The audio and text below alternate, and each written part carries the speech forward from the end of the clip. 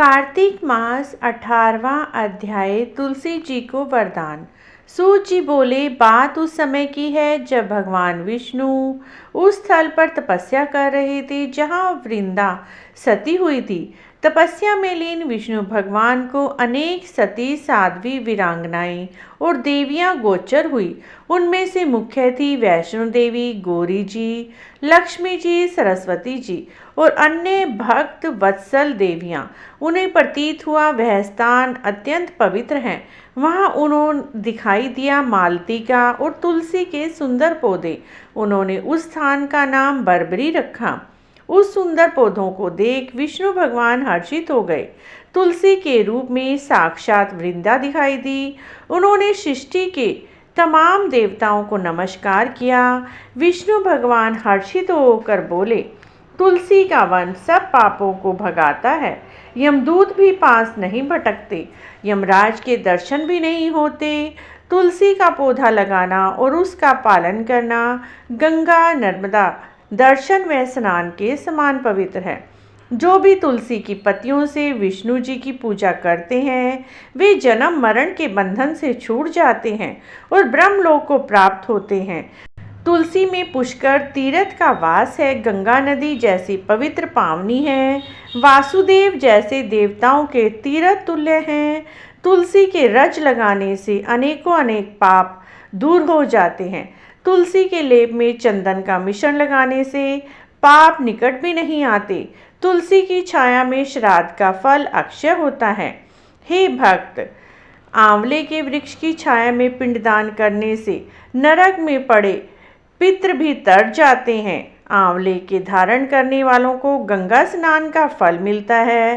कार्तिक मास में तुलसी के निकट और आंवले की छाया में पूजा करने से सभी पाप नष्ट हो जाते हैं। आंवले तथा तुलसी के निकट भगवान का भजन पूजन करने वाले को विष्णु भगवान के पूजन का फल मिलता है। दरिद्रता दूर हो जाती है। संतानहीनों को संतान प्राप्त होती है। संसारिक दुखों से निवृत्ति मिलती है। कार्तिक मास में एक समय भोजन करना, भक्ति करना, तुलसी पूजन करना, दान दक्षिणा देना बहुत ही अच्छा फल देता है। भक्त को ध्यान रखना चाहिए, द्वादशी के दिन कार्तिक मास में आंवला ना तोड़े, ना ही तुलसी दल को तोड़े। इस प्रकार भक्ति करने वाले को मनमांचित फल मिलता है। विष्णु भगवान के लोक में वास मिलता है। कार्तिक मास में विष्णु कथा सुनने, आंवले तुलसी की भक्ति करने से मनुष्य निष्पाप हो जाता है और पूर्वजों सहित विष्णु व शिवलोक को प्राप्त होता है। इति कार्तिक महात्म 18वां अध्याय समाप्त। 19वां अध्याय इस प्रकार है मित्रों। विष्णु भक्त धर्मदत्त की कथा। राजा पृथु बोले, हे ब्राह्मण, आपने तुलसी महात्म का अति महत्व बताया। कृपया मुझे कार्तिक व तुलसी व्रत का पूर्ण इतिहास बताएं। मुझे दृष्टांत देकर बताएं, इस व्रत को किसने किया और क्या फल मिला, विस्तार पूर्वक सुनाएं। नारद जी ने कहा, हे राजा पृथु, प्राचीन काल की बात है। कर्णीपुर नामक नगर में एक सदाचारी ब्राह्मण रहता था। वह परम विष्णु भक्त था। सदैव नियम पूर्वक विष्णु भक्ति, पूजन और 12 अक्षर मंत्र का जाप करता था। कोई अतिथि द्वार पर आ जाता, उसका यथाशक्ति आदर सत्कार करता। एक दिन विष्णु भक्त पूजन सामग्री सहित मंदिर में जा रहा था। उसको एक भयंकर नेत्रों वाली राक्षसी दिखाई दी। उसकी दाढ़ टेढ़ी थी, लंबे दांत थे, जीभ लपलपा रही थी। उसके लंबे होठ, सूक्ष्म शरीर भयानक दिखाई दे रहा था। एक बार तो उसे देखकर ब्राह्मण खुद भय से डर गया, परंतु उसी समय उसने नेत्र बंद किए और भगवान विष्णु को याद किया और एक विचित्र दृश्य दिखाई दिया। उसने तुरंत तुलसी दल मिले जल को उसके ऊपर फेंक दिया। देखते ही देखते कुछ ही क्षण में वह राक्षसी एक सुंदरी के रूप में प्रकट हो गई। ब्राह्मण ने हाथ जोड़कर उस स्त्री से कहा, हे सुंदरी, तुम कौन हो, कहाँ से आई हो? क्या तुम्हें भी भयानक राक्षसी जो मैंने देखी थी वह दिखाई दी है?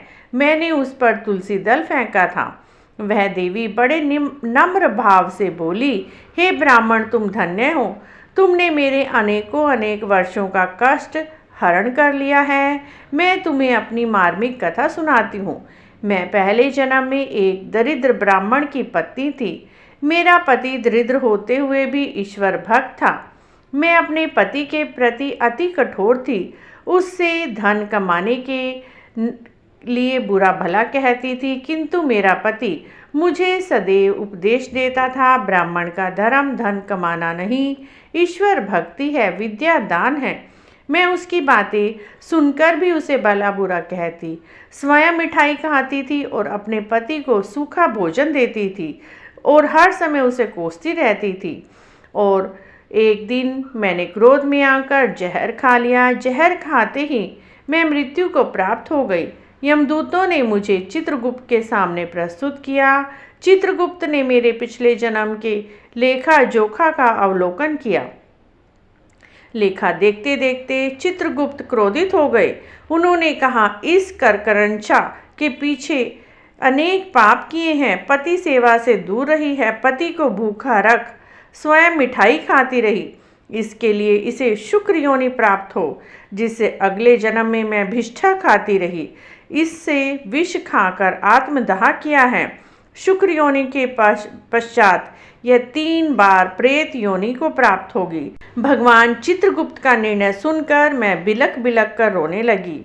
हे प्रभु, मेरा उद्धार करो, मैं अति नीच हूँ, परंतु मेरी आत्मा इस प्रकार कब तक पीड़ित भटकती रहेगी। तब चित्रगुप्त जी बोले, तुझे मोक्ष प्राप्त करने का एक ही साधन है। शुक्र जन्म और 3 प्रेत योनियों के दुख भोगने के बाद तेरा कल्याण एक ब्राह्मण द्वारा होगा। सुंदरी बोली, मैंने शुक्र योनि का कष्ट भोगा, 85 वर्षों तक तीनों राक्षसी योनि का कष्ट भोग रही हूँ। भूख प्यास से दुखी रही। एक बार एक भूत वैश्या की देह में प्रवेश कर लिया। योनि में दक्षिण दिशा के अनेक तीर्थों का भ्रमण किया।